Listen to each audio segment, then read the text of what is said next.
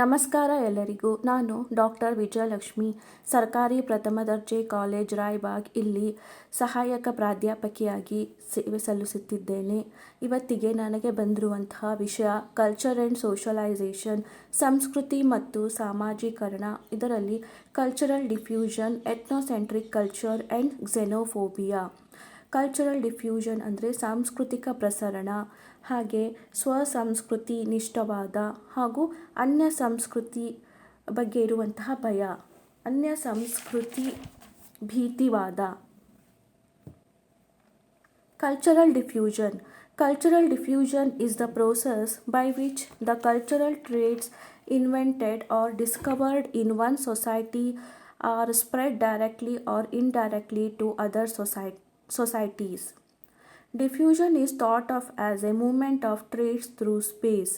Cultural diffusion is different from transmission of culture, which is movement of traits through time, that is from generation to generation. ಒಂದು ಸಮಾಜದಲ್ಲಿನ ಸಾಂಸ್ಕೃತಿಕ ಲಕ್ಷಣಗಳು ಪ್ರತ್ಯಕ್ಷವಾಗಿಯೋ ಇಲ್ಲ ಪರೋಕ್ಷವಾಗಿ ಮತ್ತೊಂದು ಸಮಾಜಕ್ಕೆ ವರ್ಗಾವಣೆಯಾಗುವುದೇ ಸಾಂಸ್ಕೃತಿಕ ಪ್ರಸರಣ. ಸಾಂಸ್ಕೃತಿಕ ಪ್ರಸರಣವು ಸಾಂಸ್ಕೃತಿಕ ವರ್ಗಾವಣೆಗಿಂತಲೂ ಭಿನ್ನವಾದದ್ದು. ಏಕೆಂದರೆ ಸಾಂಸ್ಕೃತಿಕ ಪ್ರಸರಣವು ಒಂದು ಪ್ರದೇಶದಿಂದ ಮತ್ತೊಂದು ಪ್ರದೇಶಕ್ಕೆ ಹರಡುವಂತಹದ್ದು. ಆದರೆ ಸಂಸ್ಕೃತಿಯ ವರ್ಗಾವಣೆಯು ಒಂದು ತಲೆಮಾರಿನಿಂದ ಮತ್ತೊಂದು ತಲೆಮಾರಿಗೆ ವರ್ಗಾಯಿಸಲ್ಪಡುತ್ತದೆ. In history, certain societies have served as centers from which cultural traits have spread to other societies. These centers of diffusion were more progressive societies and had developed rapidly by inventions and discoveries. For example, ancient Egypt and Rome. ಇತಿಹಾಸವನ್ನು ಅಧ್ಯಯನ ಮಾಡಿದಾಗ ನಮಗೆ ತಿಳಿದು ಬರುವುದೇನೆಂದರೆ, ಪ್ರಾಚೀನ ಕಾಲದಲ್ಲಿ ಕೆಲವು ಸಮಾಜಗಳು ಸಾಂಸ್ಕೃತಿಕ ಪ್ರಸರಣದ ಕೇಂದ್ರ ಬಿಂದುಗಳಾಗಿದ್ದವು. ಇವುಗಳಿಂದ ಇತರೆ ಸಮಾಜಗಳಿಗೆ ಸಾಂಸ್ಕೃತಿಕ ಅಂಶಗಳು ಪ್ರಸರಣಗೊಂಡವು. ಉದಾಹರಣೆಗೆ ಪ್ರಾಚೀನ ಈಜಿಪ್ಟ್ ಹಾಗೂ ರೋಮ್ ದೇಶಗಳು.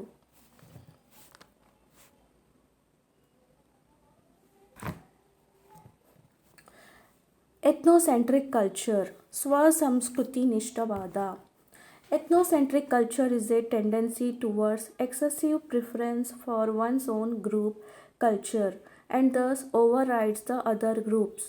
In other words, it can be said that an ethnocentric individual is one who rigidly adheres to their culture by rejecting other groups with different cultures. ಸ್ವಸಂಸ್ಕೃತಿ ನಿಷ್ಠವಾದ. ಸ್ವಸಂಸ್ಕೃತಿ ನಿಷ್ಠವಾದ ಎಂದರೆ ವ್ಯಕ್ತಿ ತಮ್ಮ ಸಂಸ್ಕೃತಿಯ ಮಾನಕಗಳ ಮುಖಾಂತರ ಇತರೆ ಸಂಸ್ಕೃತಿಗಳನ್ನು ಅಳೆಯುವ ಮತ್ತು ಅವುಗಳ ಬಗ್ಗೆ ನಿರ್ಣಯಕ್ಕೆ ಬರುವ ಪ್ರವೃತ್ತಿಯಾಗಿದೆ. ಸಾಮಾನ್ಯವಾಗಿ ಜನರು ತಮ್ಮ ನೈತಿಕ ಮೌಲ್ಯಗಳು, ಪದ್ಧತಿಗಳು ಸರಿಯಾದದ್ದು, ಯೋಗ್ಯವಾದುದಲ್ಲದೆ ಇತರೆ ಮಾದರಿಗಳಿಗಿಂತಲೂ ಶ್ರೇಷ್ಠವಾದದ್ದು ಎಂದು ಭಾವಿಸುತ್ತಾರೆ. ಇಂತಹ ದೃಷ್ಟಿಯನ್ನೇ ಸ್ವಸಂಸ್ಕೃತಿ ನಿಷ್ಠ ದೃಷ್ಟಿ ಎನ್ನಲಾಗಿದೆ. ಸ್ವಸಂಸ್ಕೃತಿ ನಿಷ್ಠವಾದ ಎಂಬ ಪರಿಕಲ್ಪನೆಯನ್ನು ಮೊಟ್ಟಮೊದಲು ಸಮ್ನರ್ ಎಂಬ ಅಮೆರಿಕದ ಸಮಾಜಶಾಸ್ತ್ರಜ್ಞ ಎಸ್ಕಿಮೋಗಳ ಒಂದು ಸಮುದಾಯ ಅಧ್ಯಯನದಲ್ಲಿ ಪರಿಚಯಿಸಿದರು. ಎಸ್ಕಿಮೋಗಳ ಒಂದು ಸಮುದಾಯವು ತನ್ನನ್ನು ಇನ್ಯುಯಿಟ್ ಅಂದರೆ ತಮ್ಮನ್ನು ನಿಜವಾದ ಜನರು ಅಥವಾ ಮೂಲ ನಿವಾಸಿಗಳು ಎಂದು ಕರೆದುಕೊಳ್ಳುತ್ತೆ. ಈ ಸಂದರ್ಭದಲ್ಲಿ WG ಸಮ್ನರ್ ಅವರು ಎಥ್ನೋಸೆಂಟ್ರಿಕ್ ಕಲ್ಚರ್ ಎಂಬ ಪರಿಕಲ್ಪನೆಯನ್ನು ಪರಿಚಯಿಸ್ತಾರೆ. The term ethnocentric culture is first provided by WG Sumner in his study of Eskimos. Eskimos call them as Inuit, means they are the main original ಅಥವಾ aboriginals of the main inhabitant of the place. ಹೀಗೆ Inuit ಎಂಬ ಪದವನ್ನು ಅವರು ಬಳಸ್ತಾರೆ. They use the term Inuit in order to refer main aboriginals of that place. ಹೀಗೆ ethnocentric culture ಎಂಬ ಪದ ಪರಿಚಯವಾಯಿತು. Tischler, in his book Introduction to Sociology, states in a simple explanation people often make judgments about other cultures according to the customs and values of their own practices of sociologists called ethnocentrism.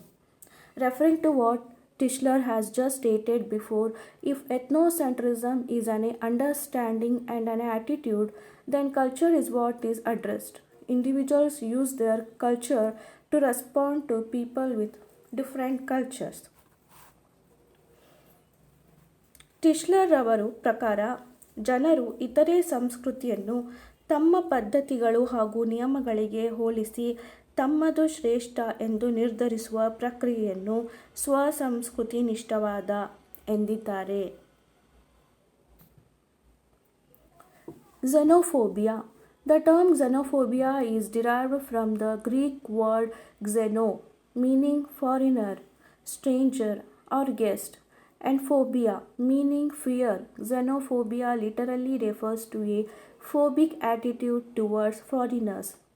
However, phobia in this context is not meant in the clinical sense, but rather refers to a part of the network of racist ideologies predicted on discriminatory discourse and practice. ಝೆನೋಫೋಬಿಯಾ ಎಂಬ ಪದ Greek ಭಾಷೆಯ ಝೆನೋ ಎಂಬ ಪದದಿಂದ ಬಂದಿದ್ದು, ಇದರ ಅರ್ಥ ವಿದೇಶಿಗ, ಅತಿಥಿ ಅಥವಾ ಹೊರಗಿನವರು ಎಂಬುದಾಗಿದೆ. ಫೋಬಿಯಾ ಎಂದರೆ ಫಿಯರ್ ಅಥವಾ ಭಯ ಎಂಬುದನ್ನು ಸೂಚಿಸುತ್ತದೆ. ಈ ಮೂಲಕ ಝೆನೋಫೋಬಿಯಾ ಎಂಬುದು ವಿದೇಶಿಗರು ಅಥವಾ ಹೊರಗಿನವರ ಬಗ್ಗೆ ಇರುವ ಭಯ ಎಂಬ ಅರ್ಥವನ್ನು ನೀಡುತ್ತದೆ. ಅನ್ಯ ಸಂಸ್ಕೃತಿ ಭೀತಿವಾದ ಜನಾಂಗೀಯ ತಾರತಮ್ಯ ತತ್ವದ ಆಧಾರದ ಮೇಲೆ ಬೆಳೆದು ಬಂದಿದೆ.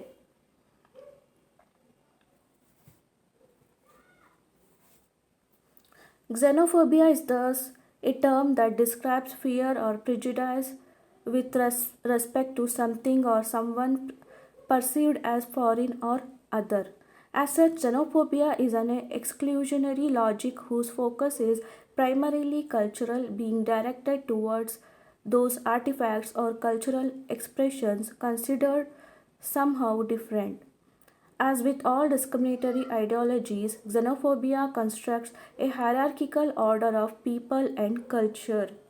ಅನ್ಯ ಸಂಸ್ಕೃತಿ ಭೀತಿವಾದದಲ್ಲಿ ಇತರೆ ಸಂಸ್ಕೃತಿಗಳ ಬಗ್ಗೆ ಇರುವ ತಪ್ಪು ಕಲ್ಪನೆಗಳಿಂದ ಜನರಲ್ಲಿ ಭಯ ಉಂಟಾಗುತ್ತದೆ.